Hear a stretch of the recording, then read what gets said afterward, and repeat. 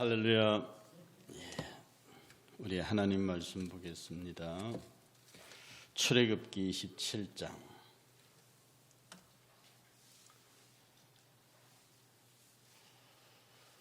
출애굽기 27장 16절에서 19절의 말씀입니다. 함께 봉독합니다. 출애굽기 27장 16절에서 19절입니다.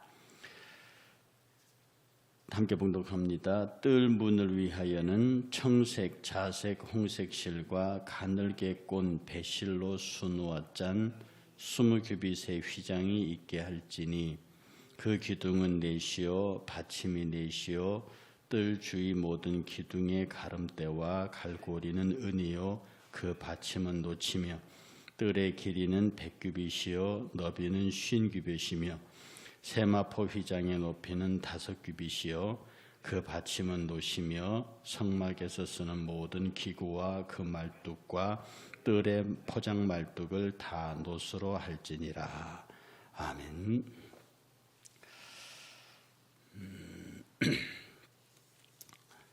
이 성소를 보면요, 이게 지금 성소도 그렇고 성전, 그 솔로몬이 지었던 성전도 그렇고 그 다음에 로마 천주교회도 보면 그렇고 또 우리 개신교회에도 교회 안에 있는 교회 물품들에 대한 상징이 있습니다.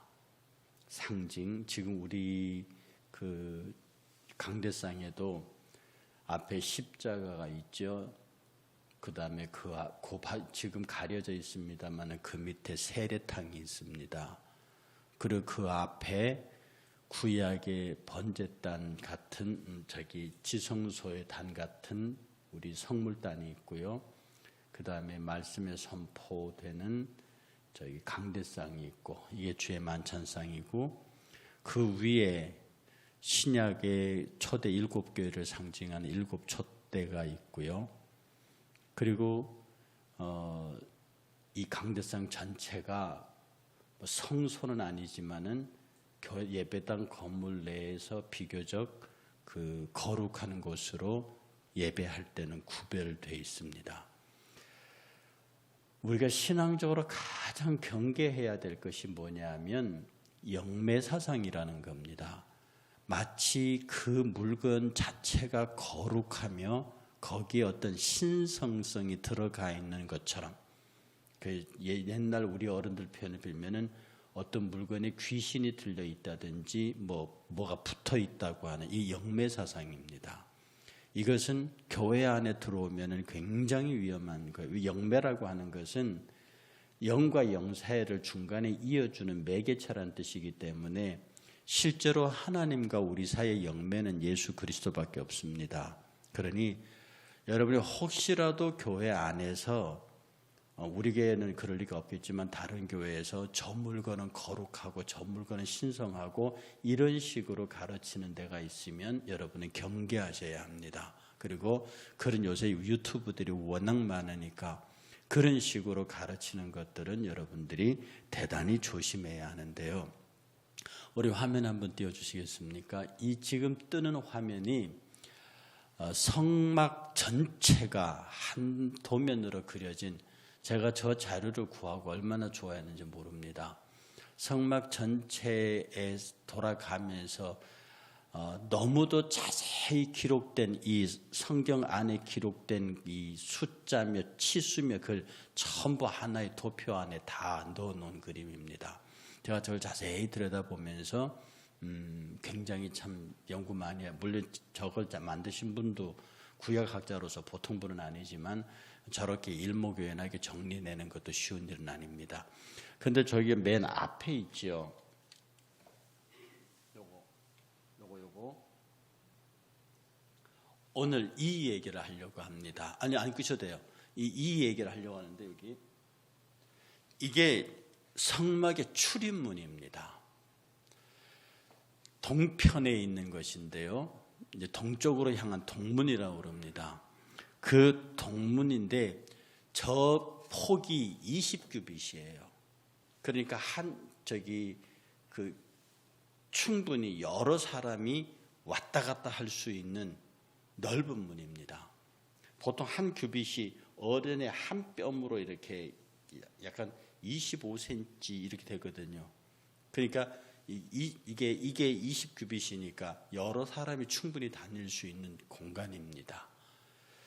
그래서 저 문은요 항상 개방되어 있고 누구든지 언제든지 남녀노소 지위고하 학식 유무에 관계없이 그야말로 anyway, anytime 언제 어디서 누구라도 들어갈 수 있도록 항상 개방되어 있는 문입니다. 그래서 저것이 성막 동문이라 해서 항상 열려져 있는 문인데요. 저것이 이제 오늘 말씀드리려고 하는 것은 각 지금의 성막이 작은 것 하나까지도 다 신약적 해석이 가능하도록. 왜? 저 성막 저 자체가 예수 그리스도거든요. 성막 자체가 예수 그리스도 그로부터 온 우리로 예표되어진 것이기 때문에 저기에 하나님이 하나하나 말씀하시는 것까지 어떤 것도 예외 없이 전부 우리와 연결되어 있습니다. 여러분들 그런 생각 안 해보셨습니까? 저 레위기서나 저런 거 읽으면서 도대체 이걸 왜 성경에 그냥 성막 만들어라 그러고 대충 만들고 이스라엘 사람들만 이해할 수 있는데 저걸 성경에 저렇게 자세히 써둔 이유가 뭐냐면 성경의 어느 한 구절도 지금 우리들의 삶과 직접적으로 연결되지 않는 것이 없습니다. 그런 것은 기록이 안 돼 있어요. 그래서 성경에도 보면 예수께서 이 땅에 계실 때 하신 일을 다 기록하면은 이 땅에 그 책을 둘 데가 없다고 그랬단 말입니다. 그러니까 그렇게 많은 일을 하신 예수 그리스도뿐만 아니라 구약의 많은 일들 가운데 그걸 다 있는 대로 다 기록했으면 우리가 그 책둘 장소도 없죠. 근데 여기에 66권 안에 들어와 있다고 하는 사실은 우리에게 필요하고 우리가 알아야 한다는 내용입니다. 물론 구약이 우리 신약의 성도들을 제약하진 않아요. 그걸 조금 유식한 말로 역사적 권위와 규범적 권위라고 그러는데 역사적으로 2000년, 3000년, 4000년 전에 유대인들의 법이 지금 우리를 규정하지는 못합니다. 그냥 그 시대 사람들을 지배했던 율법이에요. 이걸 역사적 권위의 하나님의 말씀이라고 그럽니다. 그런데 규범적 권위, 역사와 관계없이 통체적으로 구약이든 신약 백성이든 다 지켜야 하는 법, 서로 사랑하라든지 여호와 이름을 망령될 거짓말 이런 것들은 영원히 우리를 규약하는 법이죠. 그런데 성경 속에서 이 성막을 만들 때 하나님께서 딱 지명하신 게 있습니다. 그래서 저 동문 출입문 같은 경우가 이 성소학자들의 전체적인 통일된 의견이 뭐냐면 저것은 예수 그리스도의 그 구속의 문, 예수께서 열어놓은 그리스도의 복음을 예표한다. 저 출입문은 그리스도에게로 들어오는 문, 복음을 예표하는 것이다. 그렇게 말했습니다. 왜냐하면 저 문은 누구든지 언제든지 항상 들어올 수 있는 그런 문이다. 그리스도가 열어놓은 복음의 문은요, 모든 사람이 언제나 들어올 수 있도록 열어놓으신 문입니다. 그래서 요한복음 14장 6절은 이렇게 말합니다. 예수께서 가라사대 내가 곧 길이요 진리요 생명이니 나로 말미암지 않고는 아버지께로 올 자가 없느니라. 그리고 요한복음 10장 9절은요. 내가 문이니 누구든지 나로 말미암아 들어가면 구원을 얻고 또 들어가며 나오며 꼴을 얻으리라. 당신은 생명의 문이라 그랬습니다. 그래서 저 성소의 출입문이 예수 그리스도 그 자체뿐만 아니라 그가 우리에게 던져준 생명의 복음, 즉 하나님에게로 나아가는 출입문으로서의 성막의 문을 예표하고 있는 겁니다. 사도행전 4장 12절은요. 다른 이로서는 구원을 얻을 수 없나니 천하 인간에게 구원을 얻을 만한 다른 이름을 우리에게 주신 일이 없습니다. 그래서 저 성막의 20규빗의 폭넓은 저문은 예수 그리스도가 우리에게 던져주신 복음, 그리고 예수 그 자체, 누구든지 쉬고 힘들고 지치고 그리고 죄에 시달리고 고난받는 자들은, 수고하고 무거운 짐진 자들은 누구든지 언제든지 올 수 있도록 개방된 그런 문으로 우리에게 다가오고 있습니다. 그래서 이 문은 예수께서 언제든지 개방되어 있는 곳이기 때문에 그분이 소리치기를 명절 끝날 곧 큰 날에 예수께서 서서 가라사대 누구든지 목마르거든 내게로 와서 마시라. 나를 믿는 자는 성경의 이름과 같이 그 배에서 생수의 강이 흘러나리라. 누가복음 14장 21절의 비유에서는 이렇게 말합니다. 종이 돌아와 주인에게 그대로 고하니 이에 집주인이 노하여 그 종에게 이르되 빨리 시내의 거리와 골목으로 나가서 가난한 자들과 병신들과 소경들과 저는 자들을 데려오라. 누구든지 예외 없이 초대받는 거룩한 문. 예수 그리스도가 우리에게 열어놓으신 문은 좁은 문이면서 넓은 문입니다. 여러분, 우리가 이 복음을 생각할 적에 여러분 항상 머릿속에 좁은 길에 있기 때문에 전부 좁다는 개념으로 보지만, 예수님은 우리에게 이 예수님 쪽에서는요, 이 복음은 한없이 넓혀 놓은 문입니다. 예수님으로서는 더 이상 넓힐 수 없을 만큼 넓게 열어놓으셨어요. 누구든지 오라 했다. 언제든지 오라 했다. 누구든지 언제든지 어디서든지 누구든지 들어올 수 있도록 넓게 열어놓은 문이에요. 그래서 이 문에 넓고 얇으면 사이즈가 아니라니까요. 우리 주님 편에서 우리를 향해 열어놓으신 구원의 문은요, 이 성서의 동문은 더 이상 확장할 수 없을 정도로 넓게, 인간으로서는 충분히 들어갈 수 있도록 넓게 하신 문입니다. 그러나 반면 인간 편에서 보면 좁은 문이에요. 왜 좁다고 그랬습니까? 두 사람이 같이 갈 수 없기 때문에 좁은 문이라고 그랬습니다. 구원받은 나와 구원받지 못한 옛자, 이 두 사람이 같이 못 간다. 예수 믿으면 예수 믿는 대로, 세상에서는 세상대로 사는 그런 두 개의 자아가 같이 못 간다. 그렇게 같이 가면 굉장히 편하잖아요. 교회 안에서는 예수 잘 믿고 예배 잘 드리고 딱 월요일 출근해서는 세상처럼 사는 사람, 굉장히 편하게 예수 믿을 수 있죠. 그게 넓은 문입니다. 두 사람이 같이 못 간다는 면에서 좁아요.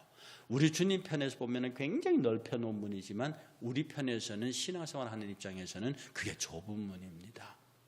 주님께서 언제든지 이 성막의 동문의 20규빗의 문을 열어놓음을 통해서 누구든지 거기에 들어올 수 있고 언제든지 들어올 수 있지만, 그 안에 들어오는 자는 제사장을 통해서 죄 용서받고 회개받고 사죄함을 얻고 또 감사와 찬양의 예배를 드릴 수 있습니다. 그리고 아까 저기서 보셨겠지만 이게 휘장으로 그 문을 대문이 아니고 휘장으로 가려져 있습니다. 휘장으로 가려져 있는데 그 휘장이 아까 컬러가 있었잖아요. 휘장인데 거기에 색깔이 4개가 들어가 있습니다. 우리 아까 본문 읽었는데 어떤 본문이냐면 청색, 자색, 홍색 실과 가늘게 꼰 배실, 흰색입니다. 가늘게 꼰 배실, 흰색, 이 4가지 색깔로 이 문을 짜라고, 이 문의 천을 짜라고 되어 있습니다. 근데 여러분 들어보셨는가 모르는데 교회색이라는 것이 있습니다. 이 교회 역상에 보라색은 구원을 상징하고 이 흰색은 그 예수 그리스도의 성결을 상징하고 이런 그런 색깔이 있거든요. 이 색깔이 어디서 나왔는가 하니 이 구약에서 나왔습니다. 하나님께서 이 회막의 출입문뿐만 아니라 지성소 안에서도 이 배를 짜거나 할 때는 반드시 청색, 홍색, 자색, 흰색 실로 짜도록 하셨어요. 그러면 여기에서 갖고 있는 청색이 갖고 있는 상징, 절대로 시작할 때 말씀드렸지만 거기에 무슨 신성성이나 어떤 영매의 요소가 있는 건 아닙니다. 그러나 하나님께서 그 색을 지명하실 때는 그 지명의 이유가 있는 거예요. 통상적으로 구약학자들이 의견 일치하는 것은 이 청색은 그리스도 천상에 계시든 하늘나라에 계시든 예수 그리스도 성자를 상징하는 생명과 영광의 색깔이라고 그럽니다. 그래서 청색으로 꾸며진 청색실이 갖고 있는 의미는 예수께서 천상적인 성품인 생명과 영광을 상징하는 것으로, 그래서 당신이 하늘에서 이 땅에 내려오셔서 우리 만인의 구세주가 되셨을 때 그가 바라는 빛의 색깔이 청색입니다. 그래서 이 청색실로 엮어진 이 청색, 홍색, 자색, 베이스실로 엮어지는 청색이 갖고 있는 색깔의 의미가 뭐냐면 하늘의 성품, 예수 그리스도의 하늘의 성품, 생명과 영광의 색깔이다. 그 다음에 두 번째 자색이 나오는데요. 이것은 이 붉은색을 갖고 있는, 이걸 교회에서는 보혈색이라고 합니다. 지금 우리 강대상 이 색깔이죠. 저 자색은 왕권을 상징합니다. 왕권, 즉 권세와 존귀를 상징하는 왕의 색깔이에요. 그래서 홍포를 입으신다 할 적에 저 색깔입니다. 그 홍포 보혈색이라고도 하고요. 그래서 교회 안에서 저 보혈색은 굉장히 가시적으로 소중하게 다룹니다. 그 무슨 의미가 있어서 그런 거, 어떤 영매가 있어서 그런 것이 아니라 교회력의 색깔을 구분할 때 그런다는 뜻입니다. 그래서 청색이 나타날 때는 그것은 예수 그리스도의 신성성, 하늘의 성품의 생명과 영광의 색깔이요. 이 붉은 자색이 나타날 때는 그것은 예수 그리스도가 왕으로 우리에게 오신다고 하는 존귀와 권세의 색깔이요. 그 다음에 세 번째 홍색실은요, 그리스도의 희생을 말합니다. 그리스도의 희생이요. 그래서 그것은 그리스도의 순종과 겸손을 나타냅니다. 이 홍색실은요, 아주 붉은색이죠. 이것은 그리스도의 겸손과 희생, 이것은 죽음, 그의 희생을 나타내는 색깔입니다. 그리고 흰색실은요, 그리스도의 온전한 순결과 성결입니다. 여러분들이 예수 그리스도가 순결하다라고 말할 때 점이 없고 티가 없다, 그런 뜻으로만 이해하면 너무 단순합니다. 그리스도가 성결하다, 순결하다 하는 뜻은 다른 것이 섞이지 않았다는 뜻입니다. 다른 것이 섞이지 않았다. 그야말로 하나님의 고유하고 온전하신 성품 하나로 이루어져 있지, 거기에 이것저것이 합쳐져 있는 혼합 존재가 아니란 뜻입니다. 그는 아주 단순하고 단일한 존재입니다. 그분은 아주 단순하고 단일한 존재로서 그분은 성결하고 순결하세요. 그러니 그 깨끗한 가운데 점과 흠과 티가 있고 없고의 깨끗함과 성결이 아니라 아주 하나로 되어 있어요. 단순하고 단일합니다. 그 단일하고 단순한 존재로 있다는 의미에서 그가 성결하고 순결하다는 뜻이에요. 이 네 가지 실로 들어가는 출입문을 짜라고 그랬습니다. 우리가 예수 그리스도 앞으로 나올 때요, 문을 열고 들어오지 않습니까? 주님 앞에 예배하러 올 때 우리가 그 문을 열고 들어오는 첫 번째가 그리스도의 천상의 성품을 나타내는, 그리스도의 천상의 성품을 경험하고, 그 다음에 그리스도의 존귀와 권세의 왕권, 그리고 그가 보여주신 겸손과 희생의 홍색실, 그리고 성결과 순결한 존재로서의 흰색실, 이렇게 만들어진 그 천의 문을 열고 들어옵니다. 여러분이 그리스도의 은혜의 예배당으로 예배로 들어올 적에, 그의 품속으로 들어올 적에 우리를 감싸고 있는 그의 색깔은 생명과 영광, 그리고 존귀와 권세, 그리고 겸손과 순종, 그리고 성결과 순결이라고 하는 정말로 하나님의 아름다운 성품으로 이루어진 천, 그것이 그 속으로 우리가 들어가는 거죠. 그러니 구약의 성도들이 이 성막의 동쪽 문을 열고 들어올, 그 천막을 열고 들어올 때 그들의 마음가짐이 어떻겠습니까? 얼마나 모세가 이스라엘 백성들에게 그 내용을 가르쳤겠느냐고요. 얼마나 이스라엘 백성들에게 그 천막문을 들고 올 때 홍색, 자색, 흰색 실과 청색, 홍색, 자색, 흰색 실로 만들어진 그 천막을, 그 천을 열고 들어오는 이스라엘 백성들에게 그들의 마음가짐과 그들의 신앙적 결단과 그들이 그 안에서 예배하고 헌신하고 회개하고 그리고 돌아갈 때 그 문을 통해서 들어오고 나올 때 너희가 그 문을 열고 닫을 때 가져야 할 마음가짐에 관해서 모세가 얼마나 많이 얘기를 했겠냐고요. 그러니 구약의 백성들은 그 문을 열고 들어갈 때마다 울었고요. 그 문 앞에 서서 성전이 만들어질 때는 그 문 앞에 서서 그 세상과 성막을 구분하는 거기에 서서 들어가고 나오는 것을 기쁘게 감사했다 하는 사실이죠.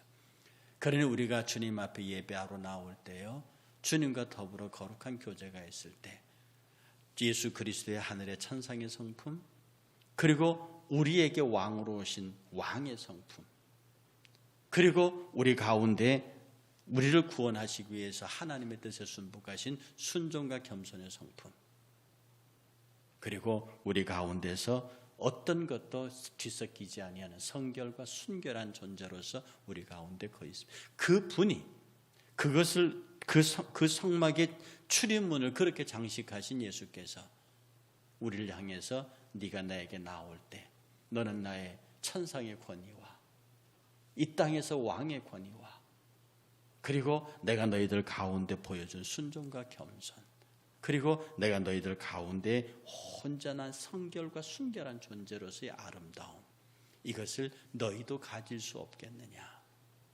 어쩌면 예수께서 우리에게 빛나는 세마포 옷을 입히면서, 하얀 세마포 옷이죠, 그 세마포 옷을 입히면서 내가 너에게 그렇게 빛나는 세마포 옷을 입히기 위해서 내가 청색, 자색, 홍색, 흰색 실로 만들어진 나의 의복, 나의 삶, 이것을 너희에게 주지 않았느냐, 이 음성을 듣습니다.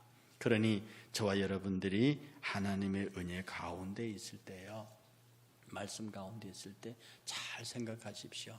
여러분이 정말로 내가 장차 입을 세마포 옷이 예수 그리스도의 홍색, 자색, 청색, 흰색 실로 주께서 우리에게 오신 그것으로 만들어주신 아름다운 세마포, 오직 그 옷만이 하나님의 나라에서 입을 수 있습니다. 이 땅에서 그 예복 잘 준비하시는 여러분 되시기를 주의 이름으로 축복합니다.